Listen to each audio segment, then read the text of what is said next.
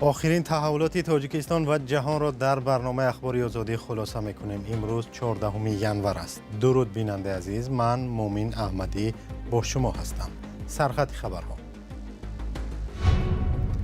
ترامپ از مردم ایران دعوت کرد که اعتراض را ادامه دهند و کمک ایالات متحده آمریکا در راه است. این مردم مدتی طولانی در جهنم به سر میبرند. مرگ دادرس بلندپایه که روز گذشته از بینای نوآشیانه در دوشنبه افتاده جان باخت تفتیش می شود.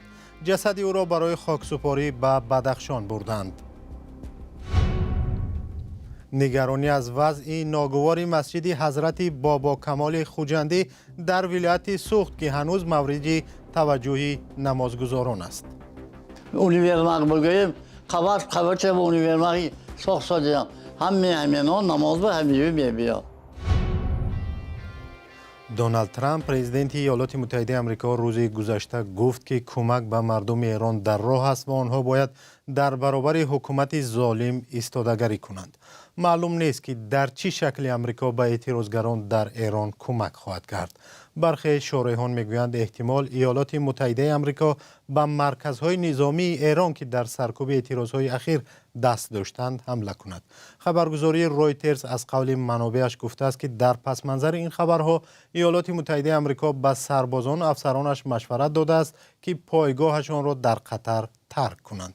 ایران تهدید کرده بود که اگر ایالات متحده آمریکا حمله کند آنها پایگاه‌های آمریکایی را در منطقه موشکباران خواهند کرد. طاهری سفر تفصیلاتی بیشتر دارد.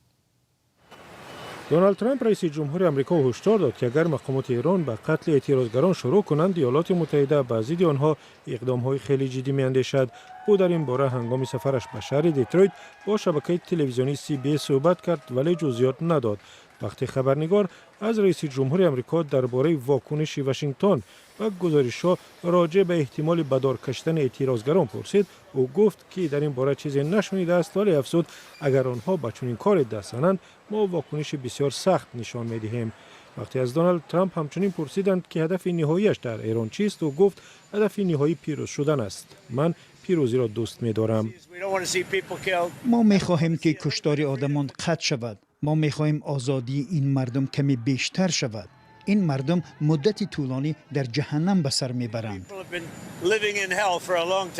دونالد ترامپ در ادامه صحبتش گفت ما نمیخواهیم شاهد آن چیزی باشیم که حالا در ایران میگذرد. اگر آنها میخواهند اعتراض کنند یک چیزی دیگر است، ولی وقتی به کشتن هزاران نفر شروع میکنند و شما درباره به دار کشیدن میگویید خواهیم دید که عاقبتش برای آنها چه میشود. این عاقبتی خوبی نخواهد داشت. هشدارهای ترامپ در حالی است که سازمان‌های حامی حقوق از احتمال صدور حکم‌های قتل برای تظاهرگران اظهار نگرانی می‌کنند. این گروه از جمله سازمان حقوق بشر ایران قرارگاهش در نروژ با تکیه به منابع خود خبر داده است که حکم قتل عرفان سلطانی 26 ساله روز 14 ینور اجرا خواهد شد. او را به محاربه و یا تعبیر دیگر جنگ بر ضد خدا متهم کردند و تعبیر روحانیان ایران آنهایی که به ضد نظام اسلامی اعتراض میکنند یا میجنگند گویا به ضد خدا جنگیدند. سازمان حامی حقوق هرنه که قرارگاهش در آمریکاست روز چهارشنبه گفت شمار قربانیان اعتراضهای ضد حکومت در ایران از 2400 نفر گذشته است. پیشتر از این دونالد ترامپ در روز سه‌شنبه از اعتراضگران در ایران خواست به تظاهرات خود ادامه دهند و گفت که کمک در راه است. وقتی خبرنگاران از او پرسیدند که منظورش چیست، ترامپ گفت خودتان خواهید فهمید. و افزود حمله نظامی یکی از گزینه‌ها برای مجازات رهبران ایران در رابطه با سرکوب خونین اعتراضگران باقی میماند. دونالد ترامپ علاوه برای واردات محصولات از کشورهایی که با ایران داد و گرفت تجارتی دارند 25% باج گمرکی جاری کرده است. چین که خریدار اساسی نفت ایران است این تصمیم را فوراً محکوم کرد. از سوی دیگر مقامات ایران امریکا و اسرائیل را به برانگیختن ناآرامی‌ها متهم کرده مسئولیت کشتارها را بر دوش گماشته‌های تروریستی واگذار کردند که به قول آنها از خارج دستور می‌گیرند. روز سه‌شنبه یک مقام ایرانی شمار کشته شدگان را تقریباً 2000 نفر اعلام کرد و این نخستین بار بود که مقامات رسمی آمار عمومی قربانیان ناآرامی‌های 2 هفته اخیر را اعتراف کردند. اعتراضها در ایران روز 28 دکبر در پی بی‌قرب شوی پول ملی ایران ریال آغاز یافت و سپس به نمایش‌های گسترده سیاسی به ضد حکومت روحانیان تبدیل یافت. تظاهرات بزرگترین چالش برای حاکمان ایران در 3 سال اخیر دانسته می‌شود. جسد جمشیدزاده دادرس دادگاه کنستیتوسیونی را برای خاکسپاری به زادگاهش ناحیه رشقلعه بدخشان بردند. دادستانی شهر دوشنبه سبب مرگ او را تفتیش دارد که روز 13 ینور با افتادن از بینای 9 آشیانه در پایتخت جان باخت. سر و صدا در مورد مرگ او زیاد است ولی هنوز فرضیه رسمی اعلان نشده است. همکارم شهلای عبدالله و مولا رجب یوسفی گزارش می‌دهند. این همان جایی است که دادرس دادگاه کنستیتوسیونی تاجیکستان جمشیدزاده از بلندی آشیانه 9 سرازیر شده به هلاکت رسید. در روز حادثه این گوشه بینای بلند آشیانه واقع در محله گلستان علامت گذاری شده بود. امروز اینجا کم آدم است. به گفته همسایه ها پیکر دادرس را شب گذشته پس از تشخیص سودی طبی به زادگاهش ناحیه رشقلعه بدخشان بردند. زمان حضور ما در خانه جمشیدزاده واقع در آشیانه 9 بسته بود. چند از همسایه ها گفتند دادرس هنگام آویختن پرده از بالکن یا ایوان خانه‌اش افتیده است. همسایه نزدیک خانواده گفت تقریبا ساعت 10 روز سه‌شنبه آواز داد و فریاد همسر دادرس او را از خانه بیرون آورد. وقتی بیرون آمدند دیدند که جسد در روی زمین نزد پرتابگاه بنا خوابیده است. در دادگاه کنستیتوسیونی که 7 سال اخیر جمشیدزاده اینجا کار میکرد گفتند آخرین بار او روز دوشنبه 12 ینور سر کار بود. روزهای دوشنبه و جمعه او در این نهاد روز قبول شهروندان داشته است، اما در روز حادثه او از کار جواب گرفته بوده است. همکاران میگویند که سبب مرگ دادرس برایشان معلوم نیست، اما از او چون یک شخص مهنت دوست و عالم خوب علم حقوق توصیف کردند. جمشیدزاده در اکادمی اداره‌کنی دولتی نزد پرزیدنت هم درس می‌گفته است و ده‌ها شاگرد تربیت کرده است. این نهاد هم دیروز در صفحه فیسبوکی خود نسبت درگذشت دادرس و استاد مؤسسه تعزیه بیان کرده مرگ او را تلفات بزرگ خواند. فرضیه رسمی مرگ دادرس دقیق نیست، اما برخی از کاربران در شبکه‌های اجتماعی به فرضیه‌های دیگری مرگی او اشاره کردند. مقامات مرگ دادرس را هنوز شرح ندادند. یک مأمور میلیسا روز 13 ینور از بلند آشیانه افتادن دادرس را تصدیق کرده ولی جزئیات بیشتر نداد و گفت حادثه تحقیق می شود. دادرس 52 ساله سالها در مؤسسه‌های علمی و پژوهشی تاجیکستان کار کرده است. جمشیدزاده نامزد علم حقوق شناسی بوده. از سال 2011 تا سال 2019 عضو کمیسیون مرکزی انتخابات و رایپرسی تاجیکستان بوده است. همسر و 3 فرزند داشته است. اظهارات ولادیمیر سلاویوف مبلغ حکومت روسیه درباره اینکه روسیه میتواند با زور کشورهای سابق شوروی را به مدار نفوذش برگرداند واکنش‌های تندی را به بار آورد. سلاویوف در یک برنامه در تلویزیون دولتی گفت چرا روسیه مثل در اوکراین در دیگر منطقه‌های مورد نفوذش عملیات انجام ندهند و ارمنستان و آسیای مرکزی را مثال آورد. همکارم خرامان بقازاده با واکنش‌ها به این بیانیه آشنا شد و پیش از برنامه از او خواستم چندی از آنها را برای ما و شما خلاصه کند. بله، اول شده با اظهارات بحث برانگیز مبلغ شناخته کرملین در یریون واکنش کردند. وزارت کارهای خارجه ارمنستان سرگئی کاپیرکین را سفیر روسیه را دعوت و با او یادداشت اعتراضی سپرده گفته است اظهاراتی که در تلویزیون دولتی صدا داد بی‌اعتنایی غیر قابل قبول استقلالیت ارمنستان است.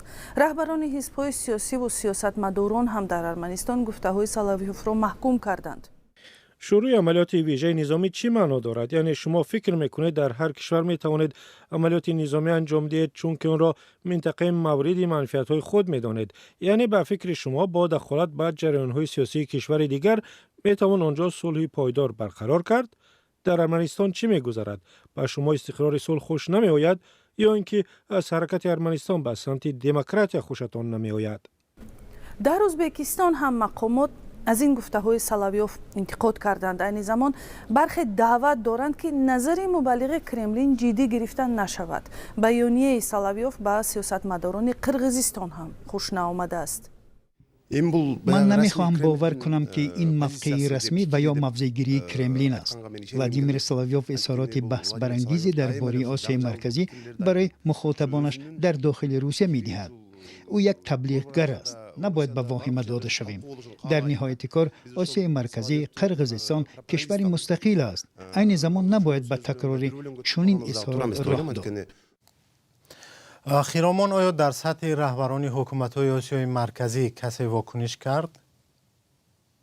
تا این لحظه ها هیچ خبری درباره واکنش مقامات حکومتی مثل وزارت کارهای خارجی و یا رهبران کشورها نرسیده است، ولی یک تحلیلگر سیاسی از قزاقستان به یک چیز دیگر جلب توجه میکند. داسیم ساتپاев حرفهای سلاویوف را مثل دیگر سیاستشناسان به گفتش واکنش عصبانی به رکود با سرعت آرمان‌های ژئوپلیتیکی روسیه در منطقه‌های مختلف جهان به مثل سوریه و ونزوئلا و بعداً ایران نامید. ولی گفت که دعوت سلاویوف در اصل مفهوم سازمان پیمان امنیتی دست جمعی را زیر سوال میبرد که یک رسالتش حمله نکردن به کشورهای عضو می باشد. همین گونه بیانیه های سلاویوف واکنش های را از دعوت به نادیده گرفتن تا هشدار از تهدید احتمالی به تمامیت ارضی و استقلالیت کشورها به میان آورد. خیرامان بقازاده بود با واکنش‌ها در کشورهای آسیای مرکزی و ارمنستان به سخن‌های یک مبلغ کرمل درباره دعوت به عملیات حربی در این کشورها. سلام، اگر خط و خبر می‌خواهید ما داریم. نوید بامدادی، سرخط خبرها، اخبار تاجیکستان و جهان، گزارش‌ها و تحلیل‌ها. چی می‌گذرد و چرا؟ دانستن فهمیدن است. زمینه یا اپ ما را بگیرید. در شهر خوجند از حال ناگوار یک مسجد و مقبره قدیمی نگران هستند. مقبره حضرت بابا کمال خوجندی که گفته می شود تاریخی 800 ساله دارد و مسجدی در پهلوی آن 300 سال پیش بنیاد شده است. ساکنان اطراف آن و دوستداران این یادگاری تاریخی میگویند که در دوره شوروی این موضع حفظ نمیشد و تلاش‌های احیای آن بعد از استقلال نیز با ثمر نبودند. با امید آبادی آن یکی از پیوندان این شخصیت روحانی در این موضع عمر به سر میبرد و انتظار است که روزی همراه جماعت آنجا نماز میگذارد. فرزان محمدی تفصیلات میدهد. بله ببینید خشتای پخته هرخیله. محیدین فیض‌الله‌یف تاریخشناس و محقق محله‌های قدیمی شهر خوجند هر دفعه به اطراف مسجد قدیمی حضرت بابا می آید و از حال خرابش دریغ می خورد. و درباره حفظ یادگاری‌های تاریخی شهر خوجند هنوز 50 سال پیش رساله نوشته حاکمان را آگاه کرده است که باید این موضع دوباره احیا گردد. اما تا هنوز به این مراد خویش نرسیده است. در حیرت میمونم که همین آن شخصانی جاهای من خطا نمیکنم مقدس خیلی با معرفتی ما را زیر پا میکنند، نمیخواهند آن را حفظ کنند فهمند. روحانی سرشناس منطقه و عالم دین حضرت بابا کمال خوجندی در آخر عصر 11 و اول عصر 12 در همین مکان زندگی کرده است. مسجد و مقبره حضرت بابا در عصر 13 ساخته اولین نماز جماعت در این مکان بنا به روایت ها هنوز 850 سال پیش خوانده شده است. اما شکل وسیع مسجد در سده 18 بنیاد گردیده است. در پهلوی این مسجد کلبه‌ای هست که یکی از اولادان این شخصیت روحانی زندگی می کند. حضرت بابا خودشان 16 پشت پیغمبر ما کتاب پیامدنده، کتاب با شجره آمدگی همه خیل 16 پشت حضرت بابا پیغمبر ما از حالا امام حسین سر کرده. علی خان آخوندزاده 95 ساله طول چند سال در این مسجد امامتی کرده است ولی حالا این میراث را به پسرش داده است. 39 سال آخرین سال نمازخوانی. سونه من اینجا آمده ماندم که من همینجا 31 مسجد تعمیر کردم. 10 سال نماز خواندیم. گروهی از زیایان و مردمشناسان سال گذشته در نامه رسمی به مقامات خواهان احیای دیگرباره این مسجد شدند. برخی از رسانه‌های دولتی و مستقل هنوز 2 سال پیش خبر داده بودند که از نوسازی این موضع تاریخی شروع می شود ولی تا هنوز در اینجا کارهای ساختمانی به مشاهده نمی رسند. یک منبع از اداره معماری ولایت سوخت به رادیو آزادی گفت که طرحی از نوسازی در حال بررسی است و آن باید امسال روی کار آید. برنامه اینجا به پایان رسید. خدا نگهدار.